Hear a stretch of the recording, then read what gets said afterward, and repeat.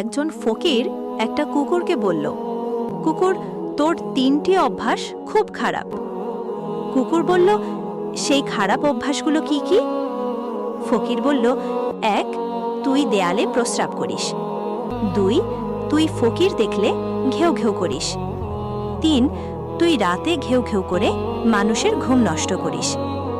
ফকিরের এই কথা শুনে কুকুরটি উত্তর দিয়ে বলল, 1, আমি জমিনে এই জন্য প্রস্রাব করি না, কারণ আল্লাহর কোনো বান্দা হয়তো জমিনে বসে আল্লাহকে সেজদা করবে।